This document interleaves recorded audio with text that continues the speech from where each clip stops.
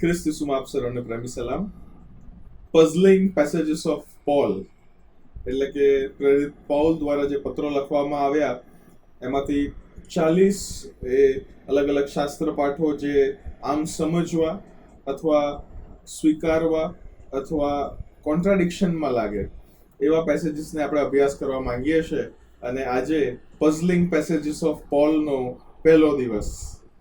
નિયમ શાસ્ત્ર વિશે હું ને તમે શું માનીએ છીએ કે આપણે હવે જ્યારે નવા કરારના લોકો બની ગયા તો what is the relevance of the old testament, એટલે કે જૂના કરાર અથવા જે જૂના કરારમાં જે નિયમો લખેલા છે તે મને તમને શી રીતના લાગવું પડે અથવા એનું અર્થઘટન આપણે કેવી રીતના કરીએ. પાઉલ પ્રેરિતના જો પત્રો વાંચીએ આપણે તો પાઉલ પ્રેરિતના પત્રોની અંદર પણ એ પાઉલ એ નિયમ જે છે તે નિયમ માટે અલગ અલગ પર્સપેક્ટિવ એ મને તમને બતાવે છે. જો તમે રોમનોને પત્ર 7મા અધ્યાયની 10મી કલમ વાંચો તો ત્યાં જે લખેલું છે અને તે જ પ્રમાણે 10મા અધ્યાયની 4થી કલમ વાંચો ત્યાં જે લખેલું છે અને 7મા અધ્યાયની 14મી કલમથી લઈને 25મી કલમ વાંચો તો ત્યાં જે લખેલું છે એ નિયમ શાસ્ત્ર અથવા લો જેને કહેવાય, ઓલ્ડ ટેસ્ટામેન્ટનો લો, એને માટે અલગ અલગ પર્સપેક્ટિવ મને તમને બતાવે છે. 7મા અધ્યાયની 10મી કલમમાં લખેલું છે એટલે જે આજ્ઞા જીવનને અર્થે હતી તે તો મરણના અર્થે છે એવું મને માલુમ પડ્યું છે. જે આજ્ઞા જે જીવનના અર્થે હતી એ તો મરણના અર્થે હતી એવું મને માલુમ પડ્યું છે, એવું પ્રેરિત પાઉલ કહી રહ્યો છે. તે જ પ્રમાણે 10મા અધ્યાયની 4થી કલમ જો જોઈએ તો અહીંયા આ પ્રમાણે લખેલું છે, કેમ કે ખ્રિસ્તો દરેક વિશ્વાસ રાખનારને માટે ન્યાયપણું પ્રાપ્ત કરવાને અર્થે નિયમની સંપૂર્ણતા છે. હવે અહીંયા ગાડી પણ આ જે શબ્દ સંપૂર્ણતા લખવામાં આવ્યો છે તે અલગ અલગ વર્ઝન્સની અંદર તેને અલગ ટ્રાન્સલેશન્સ રેન્ડર કરવામાં આવે છે. જે ગ્રીક શબ્દ ત્યાં વપરાયેલો છે તે છે ટેલોસ, જેનો ઇંગ્લિશ મિનિંગ થાય એન્ડ, END. અને માટે અમુક ટ્રાન્સલેશન્સ એને એવી રીતના ટ્રાન્સલેટ કરે છે કે ખ્રિસ્ત એ નિયમને સંપૂર્ણ કરે છે, જેમ આપણે અત્યારે વાંચ્યું. તે જ પ્રમાણે અમુક ભાષાંતર એવું પણ કરે છે કે ખ્રિસ્ત નિયમનો અંત લાવે છે, that is the literal translation. અને ઘણા લોકો એવું પણ કહે છે કે ખ્રિસ્ત નિયમને અંત કરી દે છે. અલગ ટ્રાન્સલેશન્સ. ટેલોસ જે ગ્રીક શબ્દ છે તેનો પણ એનો ખરો અર્થ શું? જે નિયમ છે તે નિયમને પ્રભુ ઈસુ ખ્રિસ્ત કઈ રીતના એની સાથે ડીલ કરે છે. તો તમે માથીની લખેલી સુવાર્તા 5મો અધ્યાય 17મી કલમ વાંચો તો ત્યાં આ પ્રમાણે લખેલું છે, નિયમ શાસ્ત્ર અથવા પ્રબોધકોની વાતોનો નાશ કરવાને હું આવ્યો છું એમ ન ધારો. હું નાશ કરવા તો નહીં પણ પૂર્ણ કરવા આવ્યો છું. કેમ કે હું તમને નિશ્ચય કહું છું કે આકાશ તથા પૃથ્વી જતા રહે ત્યાં સુધી બધા પૂરા થયા વગર નિયમ શાસ્ત્ર માંથી એક કાનો અથવા એક માત્રા જતી રહેશે નહીં. એ માટે આ સૌથી નાની આજ્ઞાઓમાંની કોઈ એક જો કોઈ તોડશે ને માણસોને એવું કરતા શીખવશે તો તે આકાશના રાજ્યમાં સૌથી નાનો કહેવાશે. પણ જે કોઈ તે પાડશે ને શીખવશે તે આકાશના રાજ્યમાં મોટો કહેવાશે. કેમ કે હું તમને કહું છું કે શાસ્ત્રીઓને તથા ફરોશીઓના ન્યાયપણા કરતા જો તમારું ન્યાયપણું વધારે ન હોય તો આકાશના રાજ્યમાં તમે નહીં જ બેસશો. પ્રભુ ઈસુ ખ્રિસ્તો કહે છે કે હું નિયમ તોડવા અથવા નિયમને એબોલિશ કરવા, નિયમને એ અંત લાવવાને માટે આવ્યો નથી, પણ તો નિયમને પૂર્ણ કરવાને માટે આવ્યો છું. I have come to fulfil the law. પ્રભુ ઈસુ ખ્રિસ્ત આવું કહી રહ્યા છે. પાઉલ પ્રેરિત જે રીતના લોને અથવા નિયમને ઇન્ટરપ્રેટ કરે છે તે દ્વારા હું ને તમે પણ સમજી શકીએ છીએ કે જે ટેલોસ શબ્દ 10મા અધ્યાયની 4થી કલમમાં લખેલો છે તે ખ્રિસ્ત નિયમને સંપૂર્ણ કરે છે. અહીંયા ગાડી જો તમે 7મા અધ્યાયની 14મી કલમથી આગળ જો તમે વાંચો તો ત્યાં ગાડી પણ પાઉલ પ્રેરિત છે તે નિયમના અલગ રેન્ડરેશન્સ મારે તમારી આગળ મૂકે છે. એ 14મી અધ્યાયની અંદર નિયમને તેઓ આધ્યાત્મિક કહે છે. ત્યારબાદ જો તમે થોડું આગળ જુઓ તો તેઓ નિયમને 16મી કલમમાં સારો કહે છે, નિયમ સારો છે. તે જ પ્રમાણે આગળ જો તમે જુઓ તો ત્યાં 22મી કલમમાં તેઓ એવું કહે છે પાઉલ પ્રેરિત કે નિયમમાં તેઓ આનંદ પામે છે. આધ્યાત્મિક છે, સારો છે, આનંદ પમાડનારો છે, પણ આ જ પેસેજની અંદર એ પાઉલ પ્રેરિત એવું પણ કહે છે કે હું જે કરવા ચાહું છું તે કરી શકતો નથી, હું જે ઈચ્છું છું તે હું કરતો નથી, પણ જે ભૂંડું હું ઈચ્છતો નથી તે હું કર્યા કરું છું. હવે જો હું ઈચ્છતો નથી તો તે કરું છું, તો તે કરનાર હું નથી પણ મારામાં જે પાપ વસે છે તે છે. તો મને એવો નિયમ માલુમ પડે છે કે સારું કરવા હું ઈચ્છું છું ત્યારે ભૂંડું જ હાજર હોય છે.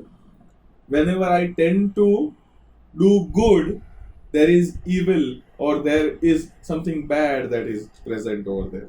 મારા વાલાઓ, વિદ્વાનો એવું કહે છે કે જે નિયમ શબ્દ છે, ગુજરાતીમાં તો તેને માટે એક જ નિયમ શબ્દ છે, પણ ઇંગ્લિશ ભાષાની અંદર એ બે અલગ અલગ રેન્ડરેશન્સ છે. એક ધ લો એન્ડ બીજું એ કમાન્ડમેન્ટ.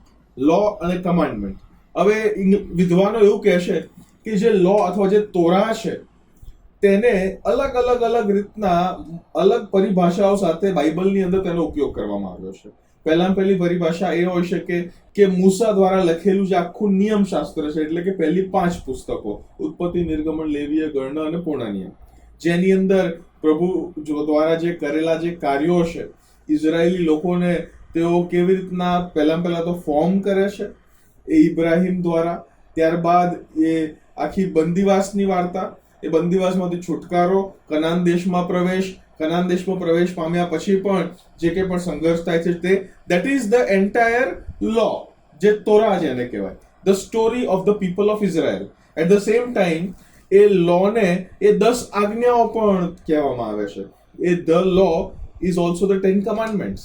એની સાથે સાથે the law is also the moral duties, જે નૈતિક જવાબદારીઓ ઇઝરાયેલી લોકોની હતી. આ કરવું, આ ના કરવું, આ કરવું, આ ના કરવું, શાબાત દિન પવિત્ર પાડવો, વગેરે વગેરે વગેરે વાતો જે છે એ જે મોરલ ડ્યુટીઝ હતી, નૈતિક જે જવાબદારીઓ હતી, તેને પણ તેઓ લો કહે છે.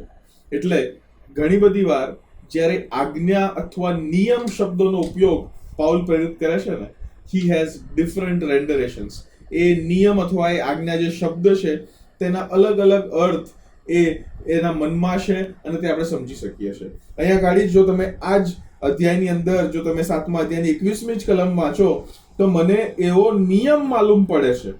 અહીંયા ગાડી એ નિયમ જે શબ્દ છે, ઇઝ એકચ્યુઅલી ટ્રાઇંગ ટુ સે I am getting to know such a principle or such a rule. A commandment અથવા લો ની વાત નથી કરી રહ્યો, એ પ્રિન્સિપલ ની વાત કરે છે કે મને એવો પ્રિન્સિપલ માલુમ પડે છે કે સારું કરવા હું ઈચ્છું છું ત્યારે ભૂંડું જ હાજર હોય છે. મારા વાલાઓ, જે નિયમ શાસ્ત્ર છે અથવા ધ લો જેને કહેવાય, એ ધ લો એ જે પહેલી 5 પુસ્તકો છે એ મારે ને તમારે માટે એટલી જ અગત્યની છે જેટલો બાઇબલનો બીજો કોઈ પણ ભાગ હોય. ઘણી બધી વાર હું તમે તેને બાયપાસ કરી દઈએ છે, ઘણી બધી વાર હું તમે તેને ગણકારતા નથી, હે ને. ઉત્પત્તિ તો આખો વાંચી કાઢીએ, નિર્ગમન પણ આખો વાંચી કાઢીએ, લેવીએ પણ વાંચી કાઢીએ, ચલો નિયમો છે, પણ પછી ગણના આવે ત્યારે. Have you ever red the book of numbers? મારા વાલાઓ, પ્રભુના વચનમાં જે કંઈ પણ લખેલું છે, each and everything is equally important. જૂનો કરાર જે આખો છે તે મને તમને એક વ્યક્તિત્વ તરફ પોઈન્ટ કરે છે. એ ઇવન નિયમ જે છે એ તે નિયમ પણ એ એક જ વ્યક્તિ તરફ પોઈન્ટ કરે છે. ઘણા બધા અનુવાદ કરનારા એવું માને છે કે ભાઈ નિયમ દ્વારા પરિપૂર્ણતા ન આવી શકી માટે પ્રભુ ઈસુ ખ્રિસ્ત આવ્યા. ના, નિયમ દ્વારા પરિપૂર્ણતા કદી આવવાની જ નહોતી. The law was never supposed to bring perfection. એ લો દ્વારા કદી સાલ્વેશન આવવાનું જ નહોતું. એ લો પણ જે હતો એ લો પણ એ પ્રભુ ઈસુ ખ્રિસ્ત તરફ પોઈન્ટ કરે છે મારા વાલાઓ. અને પ્રભુ ઈસુ ખ્રિસ્ત તરફ પોઈન્ટ કરતા it prepares the way, it paves the way for Christ to come. અહીંયા ગાડી નિયમ જ્યારે હું તમે વાંચીએ અથવા જૂનો કરાર જે છે એમાં જે લો છે એ મારે તમારા માટે એટલો જ અગત્યનો બની રહે છે. કેમ? કારણ કે it is pointing to Christ. એ ખ્રિસ્ત તરફ એ પોઈન્ટ કરે છે, એ ખ્રિસ્ત તરફ ઇશારો કરે છે. And it is trying to say કે માય ફુલફિલમેન્ટ, એટલે the fulfilment of law is in Jesus Christ. એ નિયમને પણ પ્રભુ ઈસુ ખ્રિસ્ત જ પરિપૂર્ણ કરે છે. પ્રબોધકોને પણ એ પ્રભુ ઈસુ ખ્રિસ્ત જ પરિપૂર્ણ કરે છે. અને જે બીજા લેખનો છે, ગીત શાસ્ત્ર, ગીતોનું ગીત, સભા શિક્ષક, નીતિ વચન વગેરે વગેરે, એ બધું પણ પ્રભુ ઈસુ ખ્રિસ્તમાં જ પરિપૂર્ણતા તેની આવે છે. મારા વાલાઓ, નિયમને પાઉલ પ્રેરિત એ કદી કોન્ટ્રાડિક્શનમાં આપણી સામે રજૂ કરતા નથી. ના, હી નેવર સેઝ કે એક તરફ લો સારો છે અને બીજી તરફ લો સારો નથી, આપણે નિયમમાં બંધાયેલા નથી. ના, પાઉલ પ્રેરિત એવું કદી કહેવા નથી માંગતો. ત્યારે પણ પાઉલ પ્રેરિત એ નિયમ શબ્દ અથવા એ તોરાનો ઉપયોગ કરે છે, નિયમ શાસ્ત્રોનો ઉપયોગ કરે છે, તેની અલગ અલગ પરિભાષાઓ, જેમ મેં તમને કીધી, એક એ આખા ઇઝરાયેલી લોકોનો ઇતિહાસ, નંબર 2 એ 10 આજ્ઞા હોઈ શકે, નંબર 3 એ મોરલ નૈતિક જે જવાબદારી તે હોઈ શકે. અલગ અલગ તેના રેન્ડરેશન્સ છે અને તેને પ્રમાણે જે સંદર્ભમાં જે મતલબ ત્યાં ગાડી સેટ થાય એ મારે તમારે મૂકીને તેને સમજવાનો પ્રયત્ન કરવો જોઈએ. જેમ 7મા અધ્યાયની 22મી કલમમાં એ જ નિયમને આપણે પ્રિન્સિપલ તરીકે ઇન્ટરપ્રેટ કર્યો, right? It is a principal, એક સિદ્ધાંત છે. અને એ સિદ્ધાંત તરીકે આપણે જ્યારે તેને અનુવાદ કરીએ છીએ ત્યારે તેનો સાચો મતલબ મળે છે. એ જ્યાં જ્યાં નિયમ લખેલો છે ને એ બધી જગ્યાએ તમે એ 5 પુસ્તકો અથવા જે નિયમો, નૈતિક નિયમો, બધું તમે ત્યાં આણી શકો નહીં. પાઉલ પ્રેરિત કહેવા માંગે છે કે આઈ એમ નોટ કોન્ટ્રાડિક્ટિંગ લો. નિયમના અલગ અલગ અનુવાદો હું આપતો નથી, નિયમનો એક જ અનુવાદ છે અને તે એ છે કે નિયમ પ્રભુ ઈસુ ખ્રિસ્ત તરફ પોઈન્ટ કરે છે, માટે એ પણ અમારા અને તમારા માટે એટલો જ અગત્યનો બની રહે છે જેટલો બાઇબલનો બીજો કોઈ પણ ભાગ હોય. પ્રભુ આપ સર્વને આશીષ આપો. આમેન.